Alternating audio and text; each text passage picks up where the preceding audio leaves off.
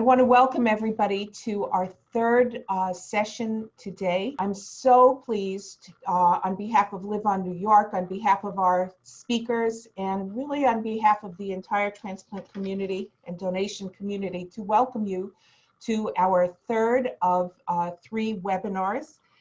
I'm Dr. Amy Friedman. I'm the Chief Medical Officer and Executive Vice President of LiveOnNY New York. I'm a transplant surgeon. I'm a New York citizen.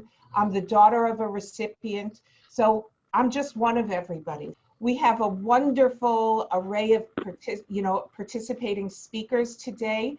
And most of all, this is a session where we hope to be able to identify some real change items and actions. I will point out what I pointed out very briefly in each of the first 2 sessions. New York has the 2nd largest Black population in the country.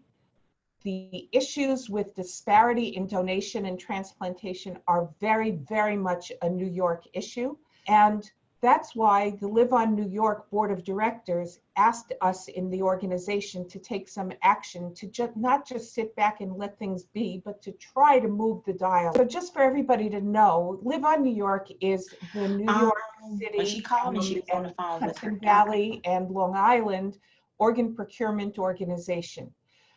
We are not for profit. There are 58 in the country, and we are the OPO for this area. Our population serves 13 million residents, but we are the ones who are dealing with this greatest disparity.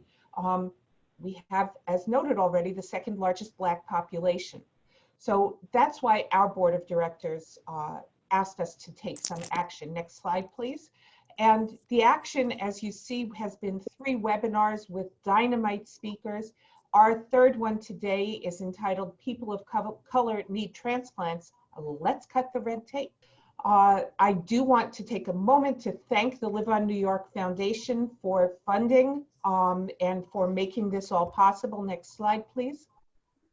I would like to establish the ground rules that discussion is what we're all about. It should be respectful, and disagreement is encouraged, but should be kept respectful as well. We will speak directly and not tiptoe around these issues. They're too important. We've got to embrace them directly, and we know that sensitive topics will be discussed. Absolute exclusion of politics. They have no place in today's discussion here. And if any of us, me included, take any missteps, they should be addressed respectfully and in real time, because that's what we need to do to take change. And we are really seeking to take concrete action items. So then I'm very, very pleased to introduce our moderator for today's session. This is, you can leave that slide up, I think, Dr. Anthony Watkins, who I've known for quite a long time. He is a transplant surgeon at the NYU Grossman School of Medicine, a clinical associate professor in the Department of Surgery. He particularly focuses on living donor laparoscopic nephrectomies, kidney operations. His research is in the area of addressing the disparity issues, and he's really particularly interested in increasing the surgical pipeline for underrepresented minorities. Let's get more surgeons of color, in the game. So without ado, I'm going to turn the floor over to Anthony, who will take it from there. It's yours, Anthony. All right, thank you, Dr. Friedman, and good afternoon, everyone, and welcome to the third and final installation of the 3-part web series hosted by LiveOnNY New York. We're going to talk about diversity in organ donation and transplantation. I'm very happy and excited about this opportunity to moderate this timely and important series. My hope is that at the conclusion, the participants will have attained insight into the challenges our transplant community faces when it comes to equitable care. And also, hopefully, you will develop some thoughts on how you too can help remedy this problem. In this afternoon's session, we're going to explore some projects that provide potential solutions that will cut the red tape and help people of color in need of transplants. In this virtual roundtable discussion, each project was devised by using the SMART mnemonic acronym, if you can put that slide up. And this was really just used as a guide to help the speakers develop their project, and it's commonly used in project management. And for those not familiar, here's the breakdown real quick. So the S is for specific. What do you want to do or accomplish with your project? The M is for measurable. You know, how can we gauge success, or how will you know when you've reached it? The A is it achievable or attainable? We want to make sure these are projects that are within the realm of our scope here for these purposes. And then the R is for realistic, or more importantly, relevant. You know, does these projects, for example, tackle the disparity issues that we've been discussing during this series? And finally, is it timely, or is it time sensitive? You know, we need to have some type of time frame, hopefully sooner than later, that can help and address these dire issues. In addition, or finally, we told the speakers to base the project on a hypothetical availability of $10,000 grant, just to help guide them. So, and at the conclusion of the presentation, we'll open the floor for questions. And so without further ado, I'm going to introduce the first group of speakers. These ladies all hail from the New York Presbyterian system. I've worked closely with many of them during my transplant training at Columbia Medical Center. First, we have Nicole Golden, who is currently a nurse practitioner in liver transplant and hepatology at New York Presbyterian Columbia. And she's bringing to the table 18 years of experience in transplantation. And she's also an integral member of the Black Transplant Health Initiative and a sub-investigator in numerous clinical trials in transplant therapies and viral hepatitis. Joining Nicole is going to be Monica Nelson-Cohn, who has been a transplant coordinator in the liver and kidney transplant programs, also at New York Presbyterian Columbia for over 10 years now. She is also a co-founder of the Black Transplant Health Initiative at the Black Transplant Health Initiative. And then finally, we have Ms. Veronica Roy. Veronica is also a representative from New York Presbyterian, and she is a family nurse practitioner with over 14 years of nursing experience, and also has 7 years of experience as liver transplant coordinator at New York Presbyterian Columbia. And also, finally, a co-founder of the Black Health Transplant Initiative. So these ladies are going to present their project that they devised. And so without further ado, I'll let them begin. Welcome, everyone.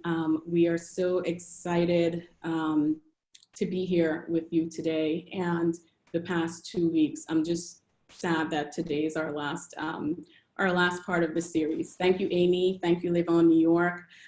Thank you to all the panelists that had joined over the past few weeks. And thank you, Dr. Watkins, our moderator today. So our part of the series is about providing absolute solutions or actionable steps of how we can address the barriers to organ transplant and organ donation in Black patients. So what can we do? Over the past few weeks, we've heard tons of data, very good data. Dr. Purnell, Dr. Smith, Bobby Howard, just to name a few, highlighting the disparities in organ transplant in Black patients. Dating back to Dr. Calendar's study in 1991, where he had a pilot study and highlighted about 5 main reasons that Black patients have a disparity, which is one of them, mistrust, religion, lack of awareness, fear of premature declaration of death. All still mirroring what we were presented with over the past 2 weeks. So we still have some ways to go, but we've come a long way as well. I'm going to interrupt you for a moment so we can welcome Congressman Espaillat.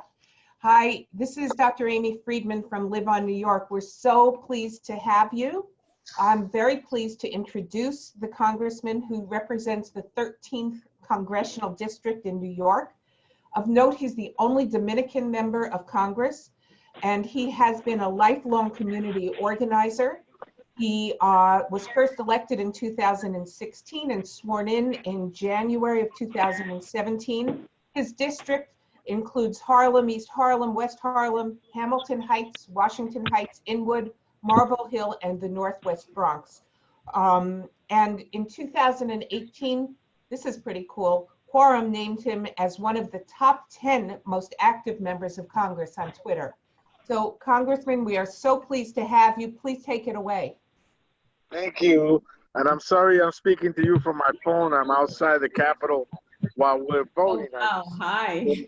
I'm outside to say hello and want to thank LiveOn New York for hosting this lecture series. Organ donation, as you know, are a lifeline and a gift for second chances, right, of healthy and productive lives. And it remains critical that we continue to improve and increase the diversity of organ donors, particularly in the African American and Latino communities, to ensure that awareness of global organ donation and transplants reaches as many corners of our communities as possible. And I want to really thank you for this series and the many speakers and advocates that have been here. But also, we have the best healthcare professionals dedicated to saving lives and equitable access to service. And I want to thank LiveOn New York and its partners organizations that are so important to my district, like Montefiore and many others here in New York City, in Long Island, in the Hudson Valley. So it's great to hear from you, so many committed professionals to this particular initiative. I'm glad to be a resource and my office to be a partner in working to address the disparities of organ access. I've been an organ donor for many, many years. It's there on my license. And I want to thank you, keep the faith, all of you, for the great life-saving work that you do. Thank you, Congressman. I heard a clear invitation to reach out to you, and have no fear, we'll do that. Thank you, and feel free to go and vote for the right things. Thank you so much. Thank you. I appreciate that. Okay. I think we'll go back to the presentation that was initiated. Thank you. Thank you. That was like a celebrity cameo. Okay. So we were discussing challenges of Black patients in terms of organ transplant and donation. And one of those main challenges, as we've discussed over the past few weeks, is access. How do we get the patients in the door to start an evaluation? Awareness, are these patients aware of the available therapies that are out there for end organ damage? Advancement, getting them into the liver transplant centers or organ transplant centers, whether it be lung, kidney, liver, pancreas, and partnerships, community partnerships, very important, and partnering with the people in the community to empower those people to create the change for themselves. Next slide. This is in the data review and what we've been discussing over the past few weeks. We've all identified medical mistrust as part of one of the barriers in transplant and organ donation in African American patients. This is a study from 2017 in the American Journal of Transplantation that clearly depicts the difference in perceptions of medical racism among African Americans and white patients. When asked the questions, doctors treat African American and white patients the same. 55% of Black patients disagreed, and 7% of white patients disagreed. When asked the question, in most hospitals, African Americans and whites receive the same kind of care, 44% of African American patients disagreed with that, and 7% of white patients disagreed. In terms of medical mistrust, when asked the question, you'd better be cautious when dealing with the healthcare system, 81% of African American patients agreed with that statement, and 36% of whites agreed. And patients have sometimes been deceived or misled by the healthcare organizations. 40% of Black patients agreed with that statement, and 7% of white patients agreed with that statement. So this is just a snapshot of what medical mistrust looks like, and has been cited in much of the data that we've reviewed. Next slide.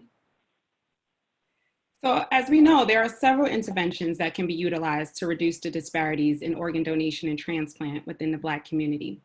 As Nicole so eloquently stated, medical mistrust is by far the most legitimate hurdle to overcome within this cohort of patients. And while we can focus on several areas of change, we believe the most powerful way to begin to close the gap on access, awareness, and advancement to transplant within the Black community is to actually build fluid connections and relationships with the community. So how do we do that? Next slide. So we must first start with some internal work. It's no secret that disparities exist due to racism. Whether it's individual, interpersonal, institutional, or structural racism, it all plays a part in why there are such large disparities among communities of color. We must all commit to being anti-racist within ourselves, our social circles, and even the institutions we work for. So this slide basically outlines some ways we can begin to do this work. Implicit bias and racial reconciliation are huge factors that need to be addressed.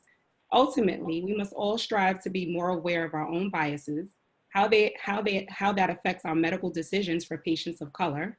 Let's become more culturally aware, educate others who may not be as far along on the spectrum of equitable ideals, and lastly, invest and advocate for policy changes so that in 50 years, our children aren't forced to repeat this same dialogue amongst a group of their peers.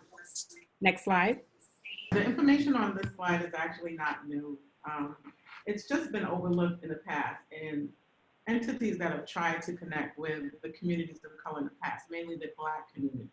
Over the past few weeks, we've learned through the teachings of Dr. Purnell and Dr. Carey and others who've done the work in the community that some of the barriers to donation and transplantation in the Black community all stem from a main system of medical mistrust. So how do we begin to address medical mistrust? The answer actually is obvious. We begin to build the trust by meeting the patients where they're at in their community. And so this is just a slide showing you different ways that you can do that.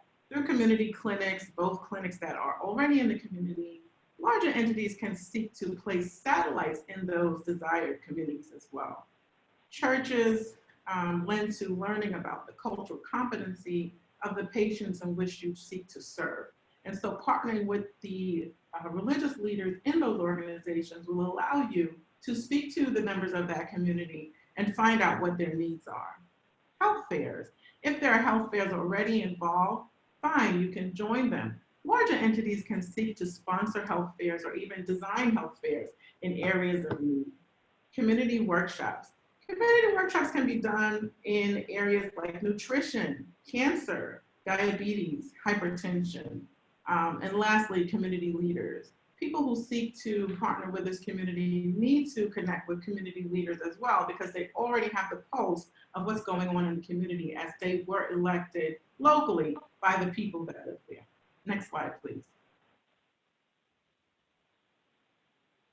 So it's not uncommon for patients to remain in their communities for essentials such as healthcare. This is why building relationships with providers in the community is so important. Provider referrals can lead to early interventions, which will in turn decrease mortality. Provider partnerships on a larger scale, such as collaborating with clinicians in community clinics in the form of primary care offices or GI and nephrology offices, as well as building relationships with public hospitals like the one right here in the city, Health and Hospital Corporation, will likely increase access to organ transplant for several Black patients. And lastly, targeting underserved areas where there's high disease burden, and we can bring the specialist providers to that area in order to just be right in the community. Next slide. So how else can we begin to build trust? And keeping with the theme of this afternoon's talk, we each came up with the ideas for the hypothetical $10,000 that would be used to affect change. And so one might ask, a Black youth transplant internship program, how does this affect change? How does this build trust? Well, think about it. Our children are our most precious commodity, right? And so if someone trusts you with their children, they will trust you with their life. That being said, I would like to talk about a program called the Black Youth Transplant Internship Program. Specifically, I would like to have this targeted with a group in the East New York community known as Chinoosa Bakari Mentoring Program for Young Black Men. The idea is to have them complete an organ transplant internship at a major New York City transplant center. That would give them access to surgeons where they could look at surgeries. That could give them access to hepatologists, as well as maybe sit in on a liver selection meeting. It would be also helpful if they saw people in these positions that actually looked like them as well. This idea is actually measurable because each participant would be able to present to the transplant internship committee what they found and what they learned, and leave the program not only with a certificate of completion, but also a letter of recommendation that they could actually take with them. It is achievable because we can partner with the major New York City transplant centers in the city, and it addresses the lack of Black male representation in the STEM fields. We can do this annually, cycling as an annual internship. Next slide. So our second call to action is called The Many Faces of Organ Donation and Transplantation. And this idea was birthed on the question of how do Black patients see themselves in organ donation and transplantation? Do they see successful stories of Blacks getting transplant? Do they see people that look like them? Or do they still have this mistrust that only white patients or Asian patients or any other patients do better than them, and that this is not a system that was designed to benefit them? So this initiative is to increase the number of media ads showcasing successful transplant and donation stories of Black patients through various social media platforms via Facebook, Instagram, Twitter, Snapchat. I was going to throw TikTok in there, but we don't know what's going on with that. But TikTok is trending. And this is just creative, innovative ways to really meet the patients where they are. And these are sites that are frequently visited by Black people in general and everybody. So it's a measurable. It's a website. We can actually track the traffic by using website ad tracking tools. It's achievable because it's low cost, it's automated, you don't need much manpower, so there's minimal manpower needed. The relevancy is that it addresses the absence of visual cues of successful transplant stories in the African American community. I have African American patients that have been successfully transplanted, even successfully retransplanted. And I think it would be great for other Black patients to see these successful stories and to see that they are part of the people that we want to take care of, that we include them, that we want to take care of them. And I think slowly we can start chipping away at that medical mistrust that's there as like a cornerstone. This program, my proposal is for it to be for 12 months and ongoing as long as it's financially supported. So LiveOnNY New York, I think, is gonna help me out. Next slide. And so lastly, community awareness and advocacy in transplant care and access.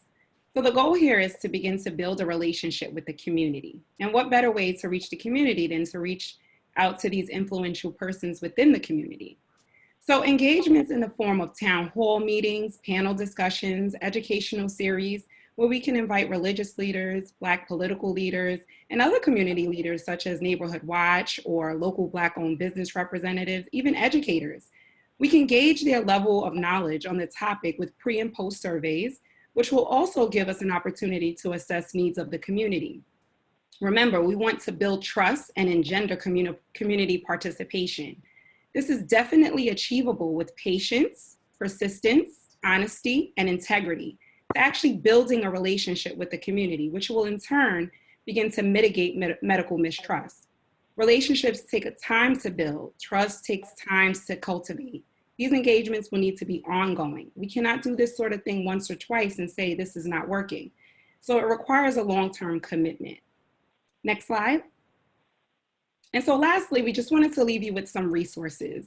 Racism is a big topic to tackle, and sometimes you need to be courageous in order to do that. And so we've listed a consulting company, some of the racial equity tools that we've researched, and just different ways that you can take this back to your own institutions in order to create change. Thank you. Thank you, ladies. Very, very excellent projects. And I really like how you tackled some of the really pertinent aspects of the disparities challenge that we face. You know, one of my personal missions in my career is, as Dr. Friedman mentioned at the onset, is to increase the surgical pipeline of underrepresented minorities. You know, we currently we exist in a crisis in the field of medicine. There are actually more Black men enrolled in medical school in 1978 than there were in 2014.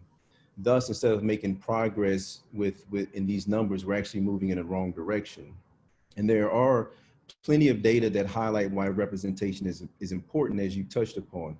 Simply put, you know, patient outcomes are improved when patients and physicians have similar ethnic backgrounds. And while African Americans, for example, make up roughly 13% of society, we only make up about 5% of the physician workforce. So any project that helps tackle this dire disparity has the downstream implications of not only benefiting the field of transplant, but also the field of medicine in general. You also talked about social media. And yes, for better or worse, social media has become a very invaluable medium for spreading information. I think when you talk about disparities in transplantation, it's virtually impossible to have a major impact without utilizing this key resource as an educational tool for society.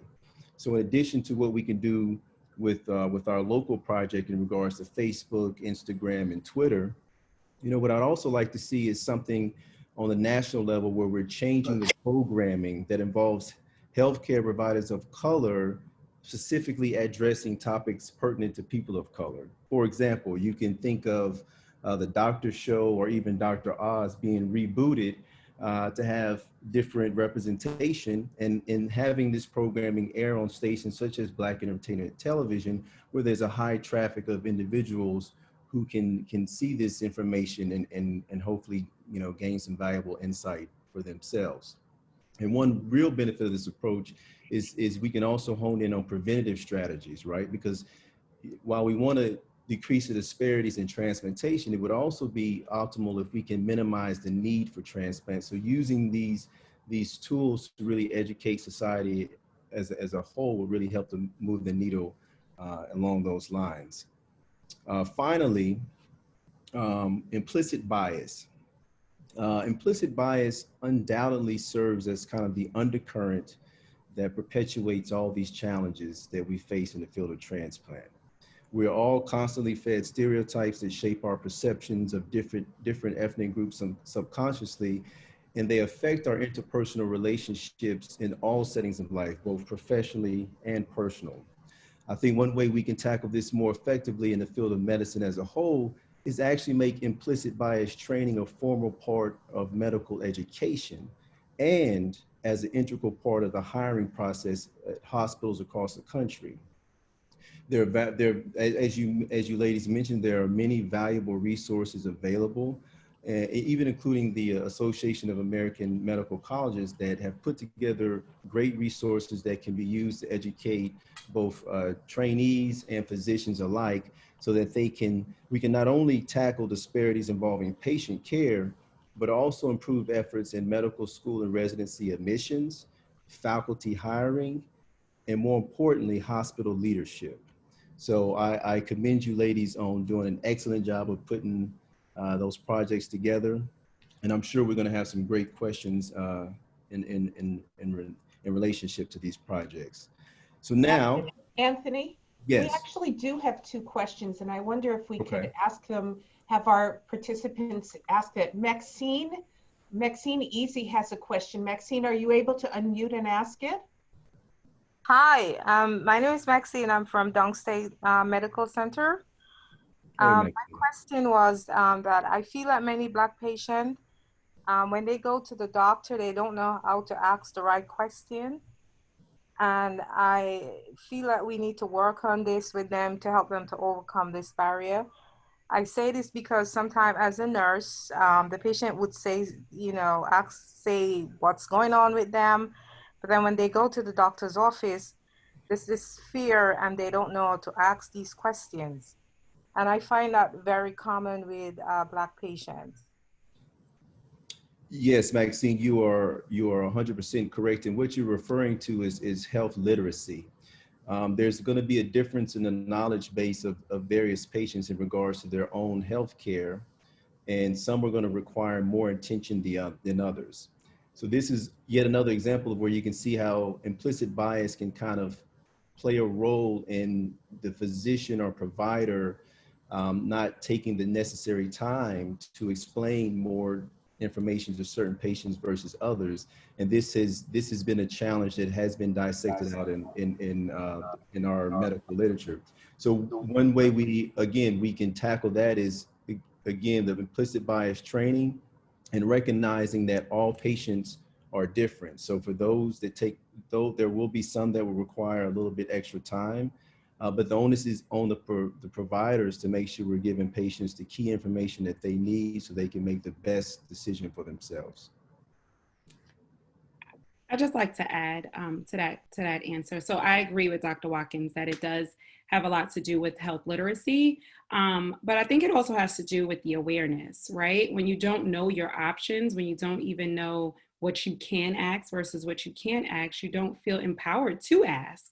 And so you just go home with the information you were given and you try to relay that the best you can to the people in your home, which ordinarily it won't make sense to anyone that would have a medical background when it comes back and they don't know what they're speaking of. So this is where getting into the community and allowing us to speak their language in the way that they understand from people that they understand it, not necessarily someone with a white coat on or someone that's taking their blood pressure, but someone that's a friend and say, listen, girl, you have high blood pressure. This can lead to X, Y, and Z. Maybe you should see this doctor because this happened. And so that's ultimately how we can build those relationships in the community to engender people to be empowered actually to have those questions and come armed with information prior to even seeing the doctor.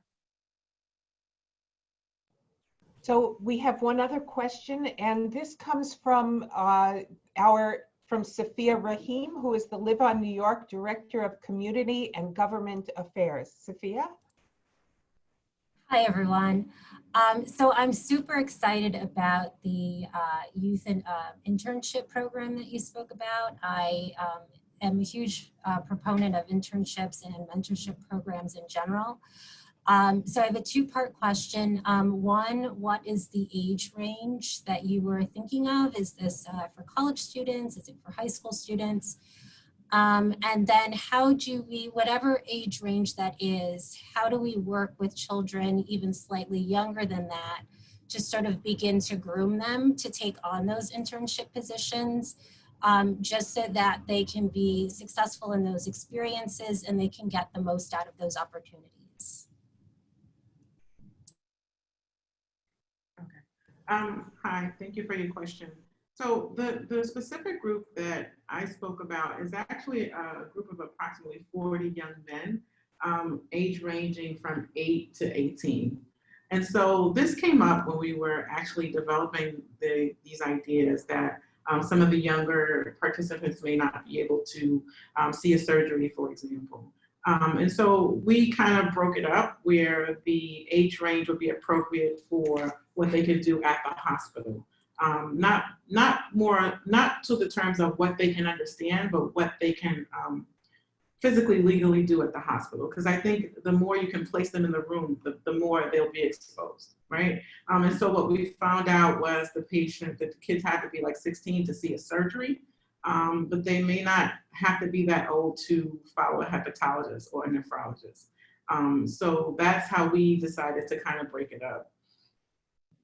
And let me chime in real quick and say that early age group is critical, because a lot of studies have shown by the time children reach the 4th grade, their path has kind of been defined. So one thing that I've always done since I began my medical journey is to go to middle schools for Career Day and expose them to people who look like them that can help encourage them to say, hey, I too can do this. And I think these projects in combine, or these efforts in combine, can help us move the needle in increasing their interest in the STEM fields.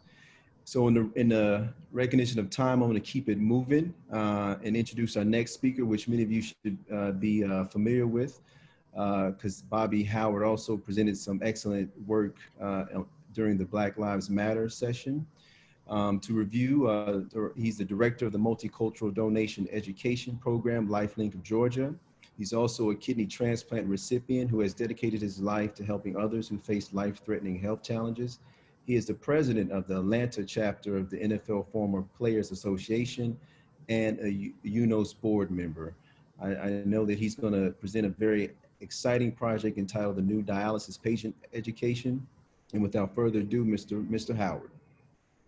Thank you, Dr. Watkins. Ladies, that was excellent. And thank you for framing for me an educational component that I can just build, hopefully I can build upon with framing a program for new dialysis patient. As Dr. Wilkins mentioned, that I'm a kidney transplant recipient. Next month will be 26 years that I received my transplant. And one of the unique things about being a dialysis patient that I kind of found when I was on dialysis and through my work that I've been doing for the past 25 years is that all patients aren't given the correct information about their treatment, or they don't understand what kind of treatment they are going to be given. So with this program, this hypothetical with the $10,000, I wanted to try to design a program that was specific to educating new patients on what their treatment options are as they approach dialysis treatment. So it would be 4 dialysis clinics that I would look at that serves predominantly Black patient population.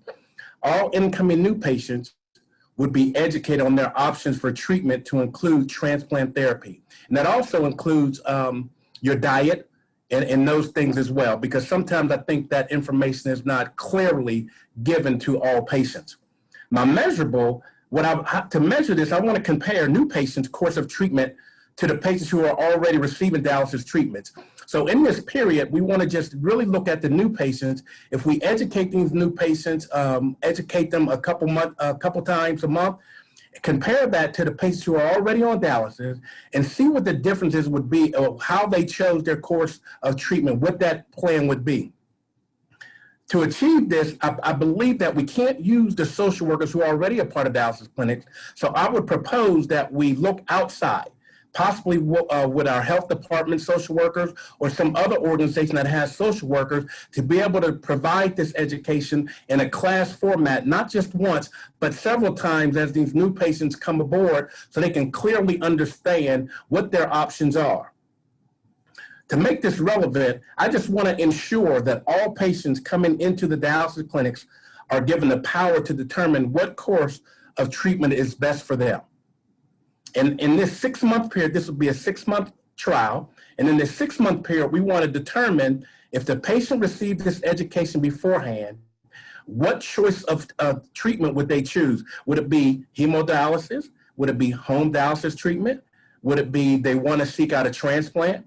Would they truly understand what the diet and how that impacts them? But we also want to bring in the key point is family members as well. I think that is the key, because sometimes when you're a patient and you're getting all this information, it's very hard to so-called assent. So we'd also have to include that family, that immediate family and their caregiver, so everyone is understanding. So when this family goes home, they can make the best decision of what course of treatment they would like. Because I meet so many people on a daily basis, they've been on dialysis 5 and 6 years and are asking me, how do I get on the transplant waiting list? What do I have to do? So I think that's a key component that's missing. Now, I'm sharing all that. There's also another side to this. Last week, I spoke about the donation side. So if we increase this side, if we have more patients that are saying, yes, I want to be on the transplant waiting list, that puts more pressures on the OPO, that they would have to do more work in the community, because we have to provide more kidneys for these patients who have chosen transplant therapy as their course of treatment. So this, like I said, it will be a 6-month program, and we will look at it and see if this is a course of action. But the main point is, what would be the difference between the patients who have not had this education to the patients who are going to receive this education, and what course of action that they choose for their transplant treatment? Thank you, Bobby. Yet another excellent presentation. And, you know, knowledge is power, right? And, you know, what was highlighted in previous sessions are shortcomings with patient educations and the disparities that exist in their referral to transplant centers. I have often come across patients who are being evaluated for transplant several years after initiating dialysis. And if asked them, you know, what is the reasoning that, you know, you're just now coming to us for a transplant?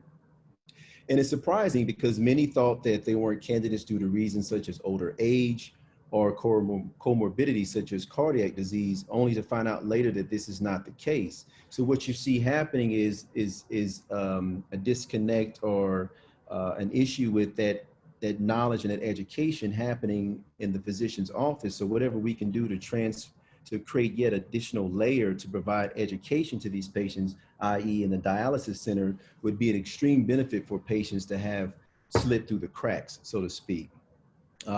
I think it really would be nice if a key element of this educational program targets those dialysis centers that perhaps have a low percentage of patients who are on the transplant waiting list. On the national level, I think the transplant community should do a better job at pushing for CMS policy changes that can potentially integrate early transplant referral and physician reimbursement. So therefore, by defining metrics, physicians will be forced to be intentional about this process and perhaps suffer consequences if they fail to comply. So I think these are things that we as a community should also think about on a larger scale. Thank you again, Bobby. So next up, we have another familiar face. She's going to switch roles this time. Dr. Friedman, who serves as the medical director of LiveOnNY New York, is going to discuss another key patient education initiative, this time involving cardiology clinics to boost heart transplantation. Dr. Friedman? Oh, thank you, Anthony. And here's my project, and it's a little alien for me because many of you may not know that I'm the daughter of a nephrologist, and I'm also the daughter of a kidney transplant recipient. So all this kidney stuff is very, very familiar. In my role with LiveOnNY New York, I've obviously had to think about all of the other organs, and kind of segueing off of Bobby's idea, I thought, is there something we can do equivalent to going to a dialysis center to educate patients for heart patients, though they don't go to a dialysis center? Then I also realized, well, you know, we had this $10,000 project concept, but there are 11 health and hospitals, H&H hospitals in our area. So I'm going to, with your permission, I'm going to expand the grant concept to $11,000, spending $1,000 at each of those H&H places. And the concept here is that akin to going to a dialysis center, we're going to identify in each of those 11 hospitals a cardiology clinic where patients who are potential candidates for heart transplants live. They go there, they have, you know, left ventricular assist devices, they have heart failure, etc. And the concept is, again, to have a trained educator. This educator will go 4 times to each of these 11 clinics over a 3-month period to educate not the patients who've already been referred for heart transplant, but those that might be considered as candidates for transplants. So the specific S part of the goal is 11 cardiology clinics, 1 trained educator, 4 visits per cardiology clinic to educate patients. Measurable, we'll have 44 visits are planned over the 3 months. Achievable, well, we would need the buy-in of the Health and Hospitals Corporation, the system, but it's hard for me to find that they would disagree with additional education offered to their patients. I think that these visits are really quite feasible. I'm going to jump to the T part of SMART because the time sensitive, it'll take a little while to get H&H Central to agree to this. So I'm thinking this might be accomplished within 6 to 12 months. But if relevance, the health and hospitals sites certainly receive patients who are are highly within the targeted minority populations that we're talking about.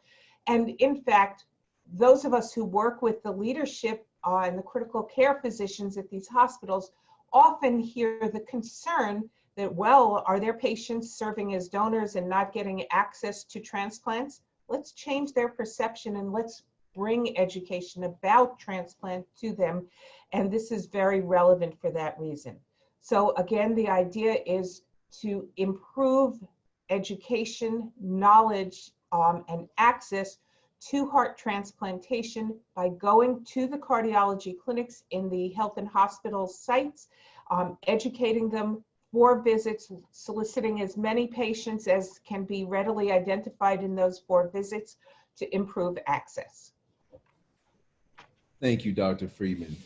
Very important project as well. And for the participants, I think if you're paying attention, you're recognizing the importance of an additional layer of education.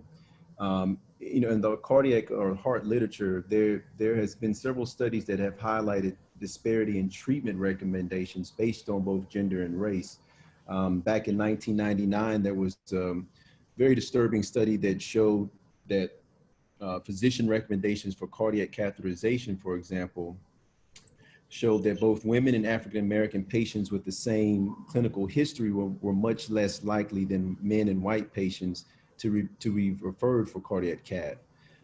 In the heart transplantation community, there was a study last year that evaluated whether race influenced decision-making for advanced heart failure therapies. They found that patients over the age of 40 and Black negatively influenced heart transplant allocation. Black men were believed to be sicker compared to white men, and there was a greater concern for trust and adherence with Black men, ultimately offering the white man transplantation and the Black men ventricular assist device implantation at a larger rate. So it'd be important for patients to be empowered and educated so that they can have the knowledge of, also have the knowledge of what opportunities exist, so that when this information is not relayed, they can have a voice and investigate what options are there for them as well. So this next... Hang on, can I add one other point? Yes. Actually, listening to you, I realized as well that just having an educator in the cardiology clinic pointing out the need for improved education and access to heart transplantation evaluations may have a positive influence on the providers who are in that clinic. If that educator is right in the clinic, maybe they will be more likely to consider the concept of transplantation for that specific patient. Exactly. All right. So now we're going to turn to the question and answer section. We have some great questions that I'm going to give to the presenters, and I would also chime in when appropriate. So I think the first question I'll ask is, what can white people contribute to the work of equalizing medical care for patients of color?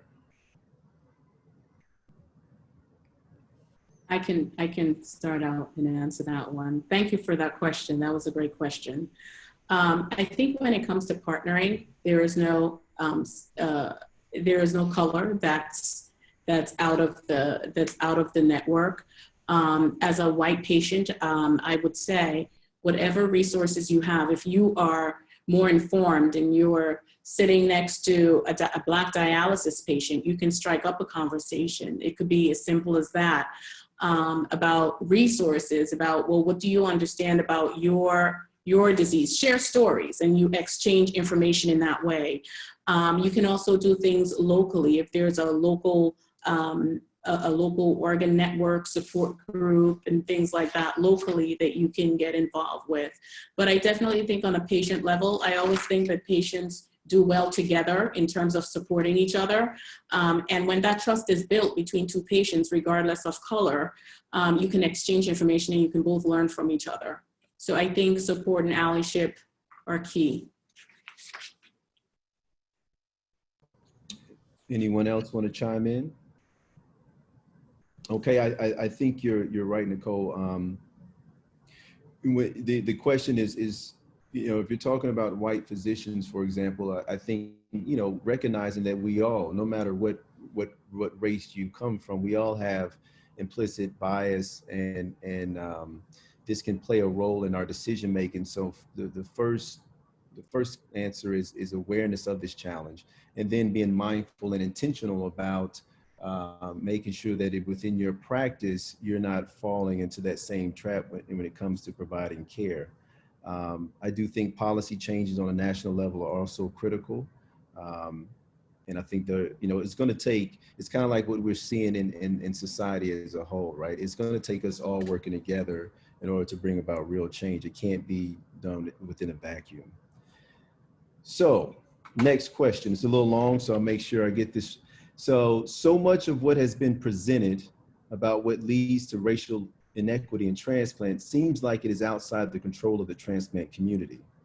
Patients of color come to the door of the transplant system seemingly already at some disadvantage.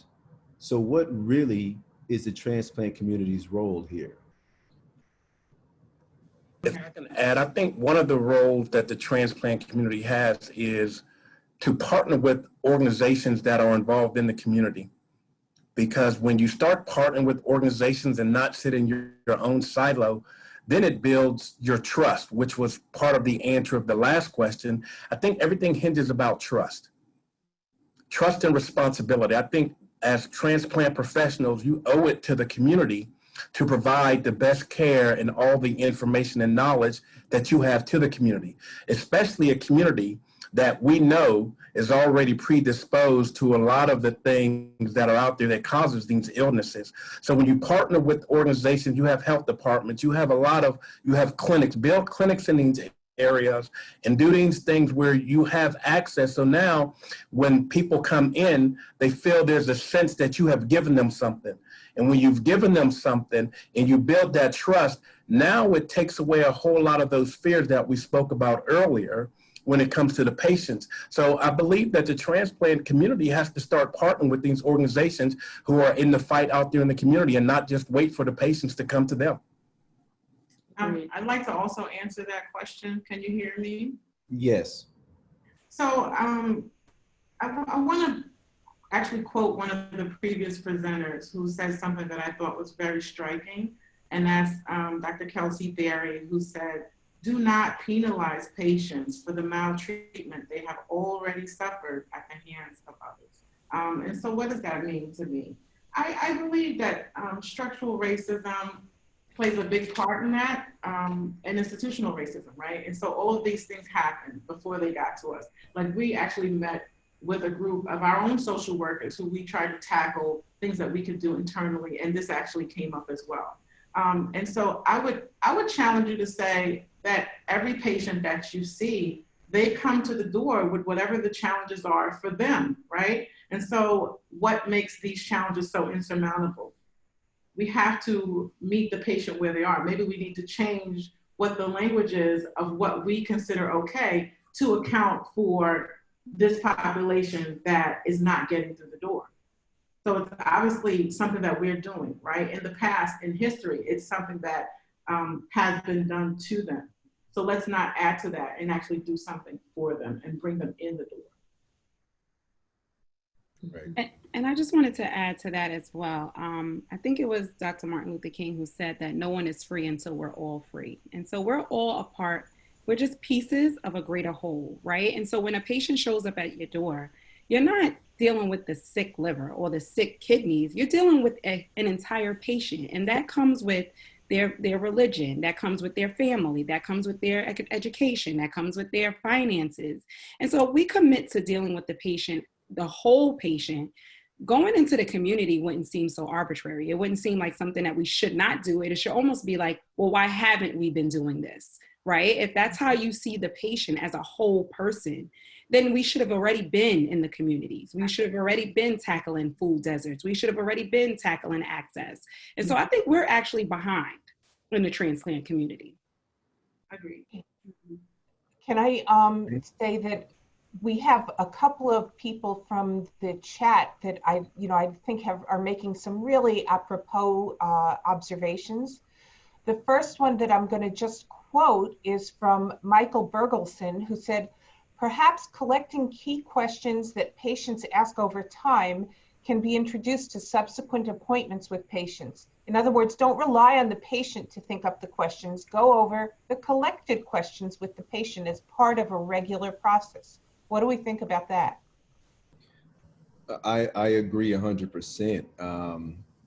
You know, I think this is a multifactorial problem because, you know, there are some there are challenges on the medical side in regards to efficiency of time and seeing patients. So anything that you can do to streamline that process instead of asking, okay, that was not me. Great song though. But I think anything that we can do as providers to streamline this process instead of asking open-ended questions undoubtedly helps educate the patients. It's not, you know, a lot of this is not really rocket science because we see so many patients who are in need of the same, you know, they have end-stage organ disease and need a transplant. So we know the salient points that need to be discussed. So it's a matter of us making sure that they understand. And there's ways to do it, you know, in making sure a patient understands their options, living donor versus deceased donors, making sure they understand the options of getting listed in New York and also getting listed in other parts of the country. You know I have that whole process down, but it's undoubtedly there's other providers that don't. So that is a great way to tackle this problem. I also want to turn to Roxanne, who is a very well-known heart transplant recipient. And Bobby, she has done a remarkable job in partnering with, you know, community organizations. Roxanne, do you want to give us, you know, your 2 cents here? Much more than 2 cents, actually. Well, what I really want to say is a couple of things, but really quickly, we started a program at Montefiore through it was a heart program with Women Heart, but it was mainly through the heart transplant department. We got the patients, we got the back end of the hospital, we got the doctors, we got everything going. And guess what tripped us up? Transportation. Oh, something wow. As small as transportation. People actually couldn't get to the meetings. We had the meetings at Einstein and most of the patients were at Moses campus. And in order for them to get to us, they had to take like 2 buses and a train. And it was something as simple as that. Like we tried to go into that community, but again, something small as transportation, something that you would never think would trip anybody up. Roxanne, it seems to me that you've just come up with a fabulous $10,000 concept here. You know, apply to the Live on New York Foundation, come up with a, you know, a context for it. And boy, isn't that the kind of thing that could be solved? Yes, something as simple as that. Okay, I'll take you up on that. Okay, don't ever challenge me. That's why I called on you. You bet. Yeah, and you know, and Bobby, we kind of just like you guys do. What we do is we go everywhere. I mean, we go to the mall, we go to church, we go to NAACP, we go to every place we can go. And you know, when I'm coming, they go, yep, here she comes. They know what's going to happen when I get there. And we're almost up to 12,000 people signed, and I'm really proud of that. As you should be. Thank you. We're so lucky to get to work with you.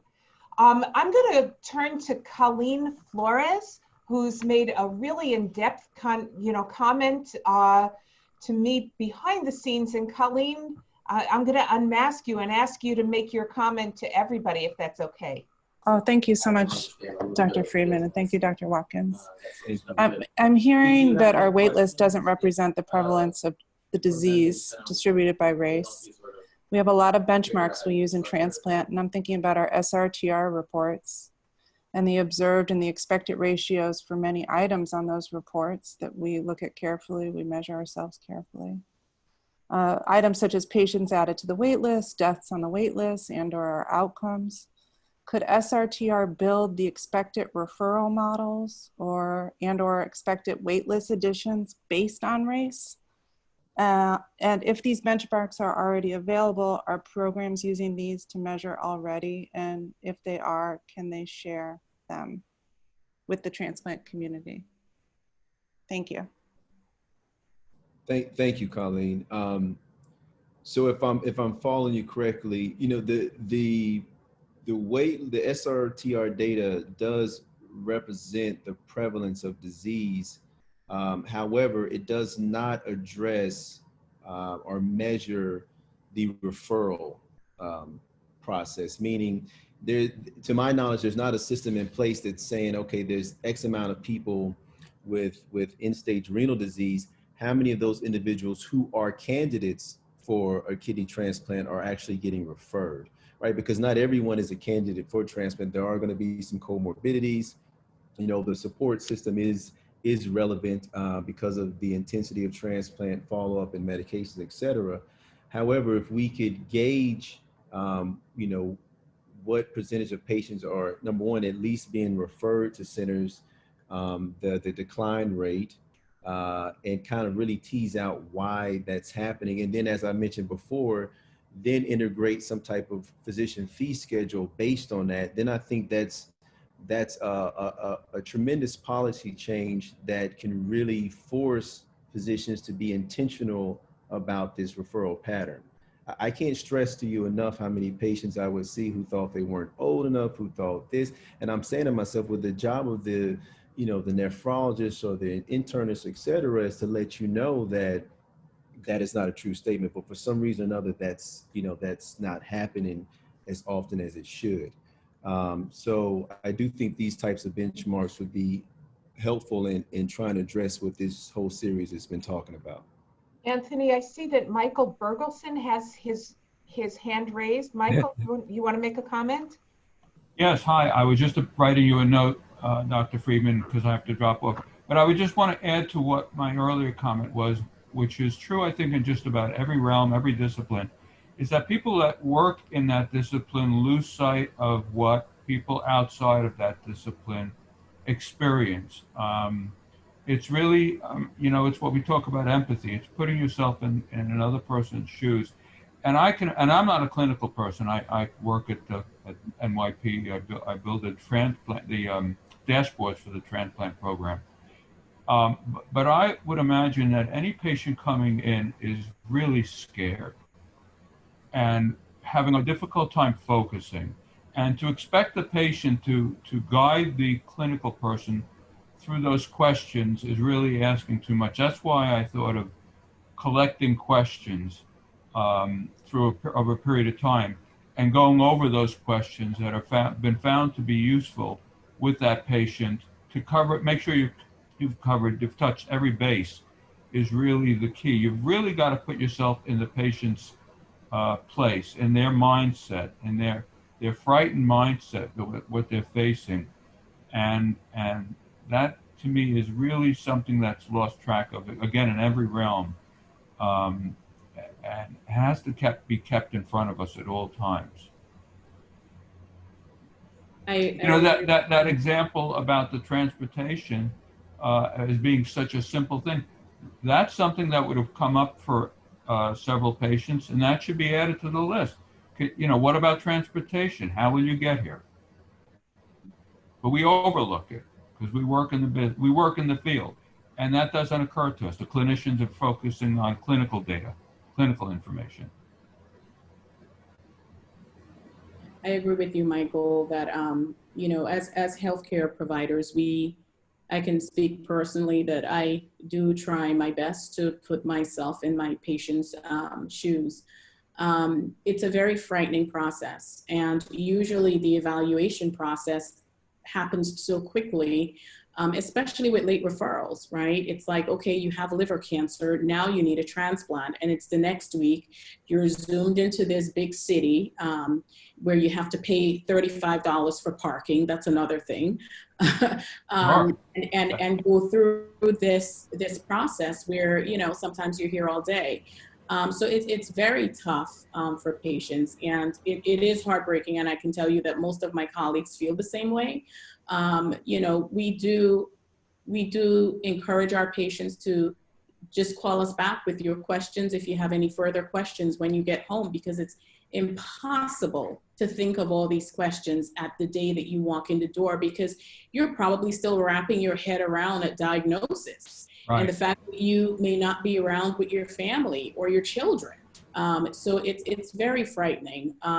I've been on the other side with loved ones. And I can say it's an experience I would never forget. So I've learned from personal experiences, and really to just think of patients the way I would want to be treated. So I can tell you that a lot of our colleagues are the same way here. And I appreciate your question, because it's something that we need to be reminded of, to be empathetic, and that, you know, healthcare is not just a business. And that's part of the reason for this program, right? We want to do the right thing because it's the right thing to do, and reach out to these underserved patients. So I love your question. Thank you so much. And I would just add very quickly, because I don't want to dominate, but the two other things to keep in mind was that the transplant world is a world that just the general population does not know about. And Absolutely. Speaking with friends and family about it, it's really, it's a whole culture unto itself. And people are just unaware of that world. And I would also say that the point about collecting questions, it seems to me is sort of analogous to the, I'm sure a lot of people have read it, the checklist manifesto, that checklist. So Michael and Anthony and everybody, we've just had a fabulous recommendation come into the chat. And that is, why not give the questions and the answers to patients in advance of their visit? Amen. So that helping them to understand and be prepared as much as possible so that they are ready to absorb more from the visit. I love that idea. Yeah, I think absolutely. One of the challenges in the transplant community is each transplant center addresses this in a different way, right? So for example, when I was at NYP Cornell, the first thing patients would do is we had a video prepared that was very comprehensive, that would provide that background, all the salient points regarding, you know, kidney transplant that were relevant. And then they would see the surgeon, they would see the nephrologist, they would see the social worker. And the idea was that, you know, a lot of these visits there would be some overlap, and different aspects of information would be provided, and the patient would have, you know, these opportunities. But that doesn't happen. That's not the case for every patient. You're right. And then and at the flip side, every patient has a different disease process that also, you know, will have different, you know, aspects that need to be addressed. But I think it is a great idea that we should consider. But I do know that some centers do address that with these videos that kind of, you know, pose the information that would be the commonly asked questions that patients would have. Yeah, and I think that that's a great idea. I mean, across organs, there are common questions that we can, Absolutely. Anthony, can I ask a different provocative question? This one Please.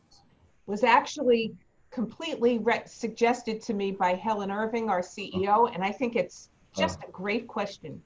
All right. What about actually incorporating race in the way organs are allocated? Changing policy and saying that Blacks get more organs, or being Black helps you get an organ. Now there's controversy for you. Yeah, what do all of our speakers think about that?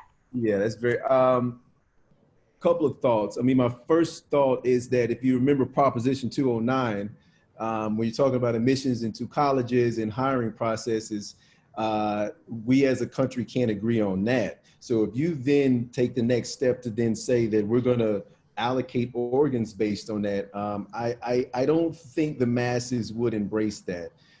What I would emphasize, though, is that Helen is touching upon a very important issue indirectly, which is there's a larger percentage of African Americans who need a transplant, right? Roughly 30% or so. 30 to 40%. Out of that percentage, only about 25% are transplanted each year, whereas there's a lower percentage of white Americans who need a transplant, but a higher percentage get transplanted. The challenge that actually creates is because there are less organ donors that are Black, there tend to be less organs that are compatible for people of color who need a transplant. So while we might not necessarily be able as a country to agree on an allocation process based on race per se, it's undoubtedly clear that we need more African Americans to come forward to donate so that people who look like them can benefit at a larger rate. That's my answer. I would totally agree, and I hate to keep going back to our last week when we talked about last week, but it goes in sense that there's two parts to this, is that we could provide all the great health care and get everyone listed, but if we don't have folks on the other side willing to donate, all this goes for naught. So it's vitally important that there be resources allocated to more education in the communities about organ and tissue donation. And I will say it in being clear, I think it's ridiculous if you're talking about the African-American, Hispanic community and the lack of education that's being done in those communities, and hiring one person to be able to educate thousands upon thousands of people and to get the job done when you have all these patients who are disproportionately affected with liver failure, heart failure, and kidney failure. So if we don't raise our bar on the other side to get more people of color to say yes to donation and follow through with their decision, then everything else is sort of for naught. We're just educating and going to treat folks for that disease until they pass away. Yeah, agree. All right. So I think the next, we'll transition into the next aspect of today's series, which is going to be summary remarks. Sorry, Anthony, I'm just going to clarify, interrupt for 1 second because there's a question specifically to you. Dr. Okay. Watkins, what do you mean by there being less available organs specifically for Black patients with fewer Black donors? Am I misinterpreting what you were saying? Yeah, so what Black patients tend to have a higher rate of blood type B and O. Blood types B and O tend to be the more scarce organ that's available, and therefore patients who are blood type B and O, i.e. a larger percentage are African Americans, tend to wait longer. So it's not the race per se, but it's the propensity of the blood types which lends over to the compatibility that's affected by this lack of donation. And I hope that makes sense. All right. Thank you. I think I saw it pop up. By the way, I want to commend the participants. I'm trying to multitask, but every time I look and open a chat, I am seeing great dialogue, great questions. I wish I could review it all, but at the end of this, they actually are deleted. So Amy, if there's any way that we can send the list of these out, that'd be great. Carlin is going to be able to do that for us. Okay, perfect. All right, so I'm real excited about this next individual who I've met on multiple occasions. I don't know if he remembers me, but I definitely remember him. And he has moderated one of the other sessions, and he's gonna join us to make some summary remarks. But for those who perhaps this is your first session, I do want to highlight a few of his accomplishments because it would take the remainder of this evening to mention them all. But Dr. Clive Callender is a transplant surgeon who founded the Howard University Hospital Transplant Center in 1974 in an effort to increase the frequency of organ donation among African Americans. He founded MOTEP in 1991, which stands for the National Minority Organ Tissue Transplant Education Program. He was the chairman of the Department of Surgery from 1995 to 2008. And while he is a native New Yorker, he did receive his medical degree in my hometown of Nashville, Tennessee at Meharry Medical College. Without further ado, Dr. Callender, please provide us some commentary. I'm thrilled to participate in what Live on New York and Dr. Friedman have put together, which is fabulous. Because you've got three components: as well as addressing subjects that most people would run away from. And so I've had the opportunity to review a lot of the discussions that you've had today, include a lot of my feelings about the beauty of what we've gone through for the last 3 weeks. The first session was Green with Envy, Skin Color and Transplant Outcome. And Dr. Barry, Devon John, and Brendan Parrott put together some presentations that raised some issues that we must address. First, Dr. Barry brought out a point that one of the people in the audience brought out, which was that should we punish the people who come to us, particularly minorities, because they are socially inequitable? And should we punish them for their shortcomings? Or should we be doing everything we could to reconcile their shortcomings? And I think that this is a very good point that can't be overemphasized. And I think somebody made a point about it today that basically we should be reconciling these issues. He also emphasized that we should not minimize or decrease inequities. We should actually strategically disrupt them. And that, of course, is exactly right, and something that this program should spread around. Then Dr. Parrott talked about the deficiencies of our system and emphasized the importance of putting into place actions that are more associated with the reconciliation of the deficiencies of our system, which are, and to close up many of the loopholes. Some of these things are what Bobby Howard was talking about in terms of the loopholes in the system that need to be filled up. Then Dr. Devon John talked about the shortage of live donors in the African American community, and talked about the multifactorial nature of the problems, and therefore the multifactorial nature of the solutions that are necessary to reconcile the fact that we must have more African American and Latino Hispanic donors who are live donors, because live donation actually is associated with a 20% better risk of survival than a deceased donor. So that there's every good reason for us to maximize our efforts in increasing live donation.